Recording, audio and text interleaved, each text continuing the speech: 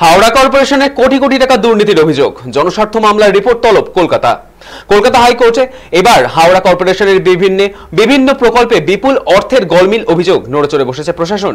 প্রধানমন্ত্রীর আবাস যোজনা, শৌচাগার নির্মাণ সহ একাধিক কেন্দ্রীয় প্রকল্পের বরাদ্দ হওয়ার টাকার বড় অংশ সঠিকভাবে ব্যয় হয়নি, এমনই অভিযোগ তুলে জনস্বার্থ মামলা দায়ের করেন অমন শ্রীবাস্তব। গত 4 নভেম্বর দাখিল হওয়া এই আবেদন আদালতে গৃহীত হয়। ডিভিশন বেঞ্চে চিফ জাস্টিস সুজয় পাল এবং বিচারপতি পার্থসারথী সেন মামলাটির শুনানি করে কেন্দ্রীয় সংস্থা ও রাজ্য সরকারকে 6 সপ্তাহের মধ্যে বিস্তারিত প্রতিবেদন জমা দেওয়ার নির্দেশ দেন। অভিযোগে বলা হয়েছে, হাওড়া কর্পোরেশনের পাঠানো 2018, 2019 এবং 2021-22 অর্থবর্ষের আয় ব্যয়ের রিপোর্টে গুরুতর অসামঞ্জস্য ইঙ্গিত পেয়েছে সিএজি। সেই কারণেই সিএজির পর্যবেক্ষণের ভিত্তিতে রুজু করা হয়েছে এই মামলা। অবশেষে আদালতের নির্দেশে এই মামলার গতি বাড়ালো। পরবর্তী শুনানির আগে কেন্দ্র এবং রাজ্যের রিপোর্টই নির্ধারণ করবে তদন্তের পরবর্তী দিশা।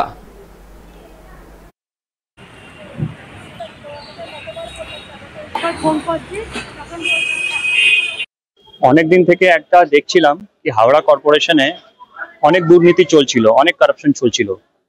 ক্যাগ একটা রিপোর্ট অলরেডি প্রেজেন্ট করেছে 2018-19 থেকে 2021-22 অব্দি, কি এনারা যা রেকর্ডগুলো দিয়েছিলেন ওদের ওইটা দেখে ওরা সন্তুষ্ট ছিল না, আর ওরা ডাইরেক্টলি বলেছে রিপোর্টে এনারা অনেক ফাইন্যান্সিয়াল রিপোর্টসগুলো, অনেক ডকুমেন্টগুলো প্রেজেন্ট করেনি অডিটের টাইমে। এইটা নিয়ে যখন আমরা ইনভেস্টিগেশন করি তো দেখা যায় প্রধানমন্ত্রী আবাস যোজনাতে অনেকগুলো এরা ক্লাব দেখিয়ে প্রজেক্ট জমা করেছে আর টাকা নিয়েছে। আবার এটাও দেখা যায় কি এতগুলো স্লাম দেখিয়েছে যেখানে অলরেডি মাল্টিপ্লেক্স মল হয়েছে। ওই প্রজেক্টে আর একটা জিনিস দেখা যায় কি একটা স্কুল যেটা এক্সিস্ট করে ওর নামটা হেরাফেরি করে 2-3টে আর স্কুল দেখিয়ে টাকা নিয়েছে আর প্রজেক্ট সাবমিট করে। আর যা সেন্ট্রাল গভর্নমেন্টের রিপোর্ট বলছে কি এরা প্রধানমন্ত্রী আবাস যোজনা থেকে 149 কোটি টাকা সেন্ট্রাল থেকে রিলিজ নিয়েছে। আবার আর একটা প্রজেক্ট আমরা দেখবো স্বচ্ছ ভারত মিশন, ওখানে টয়লেট কনস্ট্রাকশনের জন্য দিয়েছিল 20 কোটি টাকা।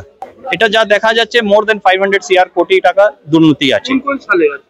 এটা 2018-19 থেকে 2022-23 অব্দি আছে, কিন্তু রিপোর্ট এখন 21-22 অব্দি পাওয়া গেছে।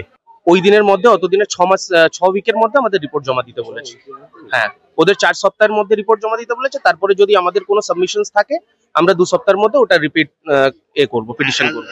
বিল্ডিং এর ট্যাক্স পে করছি, আমাদের ডিফারেন্ট টাইপস অফ ট্যাক্সেস আছে যেটা আমরা কর্পোরেশনকে পে করছি, তো আমাদের জানার অধিকার আছে আমাদের টাকাগুলো কোথায় ইউজ হচ্ছে না হচ্ছে।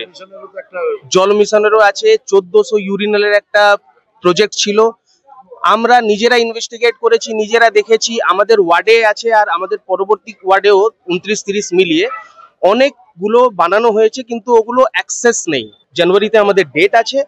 হোপ ফর দ্য বেস্ট, যদি জাজ আর যদি একটা লিগাল সিস্টেম মনে করে কি এখানে দুর্নীতি হয়েছে তো নিশ্চয়ই ওটার রায় বেরোবে। আমরা বারবার অভিযোগ করেছি হাওড়া কর্পোরেশনের বেআইনি ভাবে চাকরি হয়েছিল, হাওড়া কর্পোরেশনের টেন্ডার ছাড়া কাজ হতো। অনেকগুলো কন্ট্রাক্টর আজকেও আছে, কয়েকশো কোটি টাকা তাদের বাকি, টেন্ডার নেই, ওয়ার্ক অর্ডার নেই, কাজ হয়ে গেছে, তারা টাকা চাইছে।